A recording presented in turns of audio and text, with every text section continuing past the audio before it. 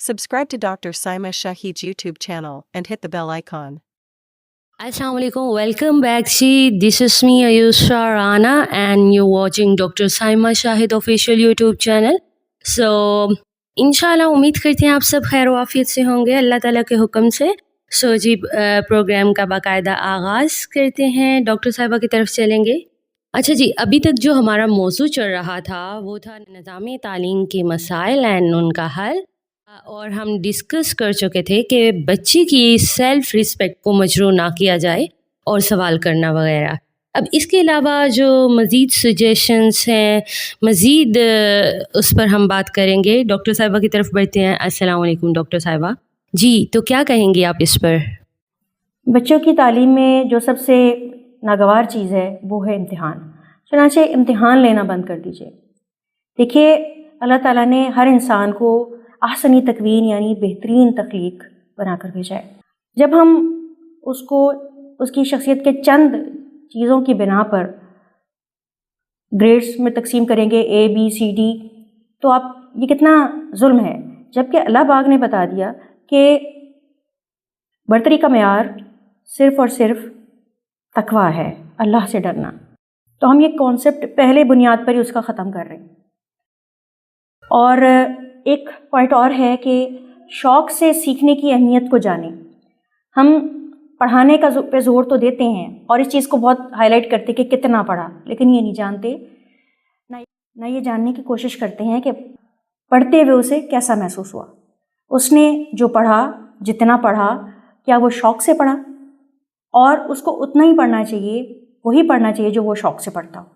क्योंकि अपने दिमागी के अंदर तक इसको अगर हम जज़्ब करना चाहते हैं इल्म को और अपने अमल में लाने का शौक़ पैदा करते हैं तो उसके लिए ये ज़रूरी है। आखिरी बात ये आ जाती है कि इल्म के 7 रास्ते हैं, हमें वो रास्ते अपने बच्चों के लिए खोलने हैं, चुनांचे उन्हें ज़हन नशीन कर लेते हैं। इल्म हासिल होता है किसी साहिब इल्म के जुड़ने से, ये पहला रास्ता है। यानी साहिब इल्म से मुराद वो है जिसे हम मेंटोर या मुरब्बी का नाम देते हैं। वो ऐसा साहिब इल्म होता है और उससे 5 खूबियाँ हमें मिलती हैं। नंबर 1 कि उससे हम अपनी कोई ज़ाती मसला भी डिस्कस कर सकते हैं। नंबर 2, हम महज इम्तिहान तक नहीं बल्कि उसके बाद भी उनसे मिलना चाहते हैं। नंबर 3, उनसे मिलने के बाद हमें अपना मकसद ज़िंदगी समझ आ जाता है। और नंबर 4, उनसे मिलने के बाद हमें मादी अशिया की अहमियत बिल्कुल कम हो जाती है, यानी ये घर, गाड़ियाँ, नौकरी, ये सब। और उसकी 5वीं पहचान ये होती है कि वो आजिज़ी और इनकिसारी को पसंद करते हैं, अपनी तारीफ़ को सख्त नापसंद करते हैं।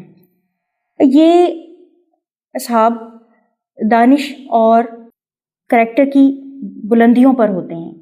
और मेंटोरशिप के लिए जो पहली क्वालिफ़िकेशन है वो तज़किया नफ्स, अपनी ज़ात का तज़किया करने के बाद आप इस मकाम पे पहुँचते हैं।